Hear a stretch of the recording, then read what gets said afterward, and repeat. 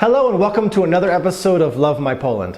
Today we're going to continue on with the episode's Top Surprises of Poland. This is part 3 today, and we're going to start off by talking about number 7. The number 7 in the list of top surprises is the short days and long days in Poland. If you are coming here for the first time, you're going to be surprised to know that Poland during the wintertime has really short days. You know, I knew Scandinavia or up in Alaska, they had, periods of time where the sun never set or it was dark very often. But here in Poland, right now in December up till Christmas, a little bit after, you can expect it to get dark around 3:30, 4 p.m. And if you're not used to that, that can be quite difficult.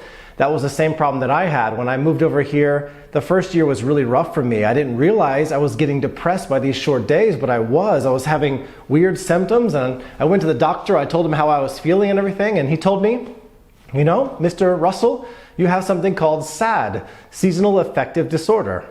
I Googled it, I looked it up, and I said, oh my gosh, all these symptoms are mine. So these long winters, these dark days really got to me.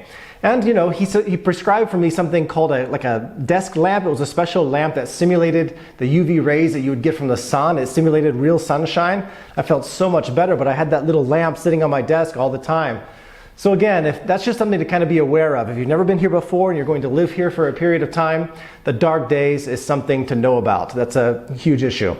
But on the flip side, during the summertime, you can expect sunlight up till 9:30, 10 p.m. in the middle of summer. We are big barbecue enthusiasts, so having friends over, the party can go. We have daylight the whole time, so that's a nice thing. You kind of get paid back for the sacrifice you make during the winter time. And short days and long winters in Poland, it's also a good thing because if the weather was so tempting outside, if it was sunny and beautiful like it is in Florida or in Italy all the time, I'd be outside all the time. I'd never get things done. I wouldn't want to work. So for someone who has his own business like I do, it's a really big benefit to have bad weather because you can focus on your job. You can focus on getting things done indoors. And also, my kids and I love to play with our train sets. We have Lego trains, Thomas and Friend trains. You can take a look at the video here. We put this all together. We spend hours and hours together indoors playing on this train set. So that's kind of one way to look at it too. Don't be depressed during these short days. Focus on something indoors that you can do, some projects, and have a lot of fun doing that. So that is the first big shock, the short and long days in Poland during the summer and winter time. Number 8, never ask in Poland, how are you? How are you doing? These questions are forbidden. And again, I know some of you out there might be saying that's going to change, but again, I'm speaking from my experience, what happened to me in my lifetime here in Poland. When I first came here in 1999, one of the first pieces of advice I received was, Russell, never ask somebody, how are you? Especially older people. Young people, they kind of know the drill, they know how to respond to that, but if you ask in Polish, jak się pan ma, jak się pani ma, jak się masz, they're going to respond totally differently than they do in the UK or the US. Speaking of the UK, you say, how do you do? They respond with, how do you do? With a nod, and you just walk past each other. In America, we have our own version of that. We say, how are ya? How you doing? And usually the answer is fine, all right, nothing new, and we just walk past each other. But here in Poland, they said if you ask somebody, how are you? The answer is going to be quite different. You're going to have to stand around for a while and listen, especially if you have an older neighbor like I've always had. Let me give you a story.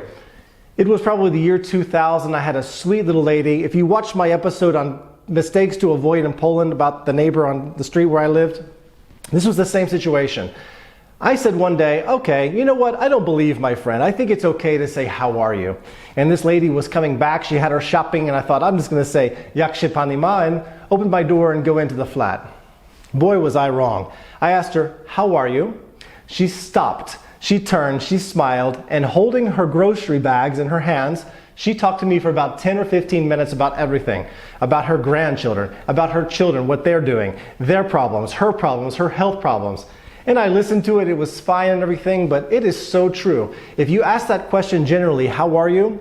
People are going to respond to you with a pretty lengthy answer. They're going to tell you really how they are, and they're going to expect you to listen. So that was a big shock. You really can't, even now, ask how are you without being ready for some kind of, involved discussion.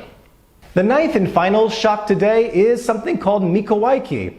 Today is the 10th of December, and 4 days ago we had a special day here in Poland called Santa Claus Day. If you've never heard of Santa Claus Day, it's a wonderful thing for children and for parents of children. There are 2 times now in Poland where children receive gifts. A long time ago, looking at the history and listening to my students who pretty much tell me everything, a lot of the material here in the videos comes from students just telling me their stories. It was more about the 6th of December. This was the day that St. Nicholas visited children. And history has it that St. Nicholas would come and visit. He would leave gifts under their pillow, in their slippers, or in traditional stockings. And they would wake up and they would have Christmas presents that day. But nowadays, with Western culture kind of invading Poland, it's now more the 24th. The Christmas Eve is when they do gifts here in Poland, but like the 24th or the 25th back in the USA, that's the big day of gifts. So nowadays in Poland, the kids get a small gift on the 6th of December, which again is Santa Claus Day, and more gifts on the 24th, the night of Christmas Eve. So growing up in Poland as a kid is wow, nice. If you're a kid and you love gifts, this is the place to be. So Mikołajki, Santa Claus Day in Poland, was a big shock to me.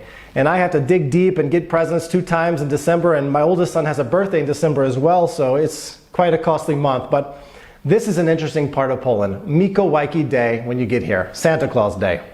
So thank you for watching this episode. Again, as I say in every video, there is a lot more to come. So if you have not subscribed already and you'd like to see more about Poland, or if you're Polish like a lot of my audience members out there and you just want to see what Poland's like from the American perspective, don't forget to click that button and become a subscriber. I appreciate every single one of you. I appreciate your comments, whether they're positive or negative.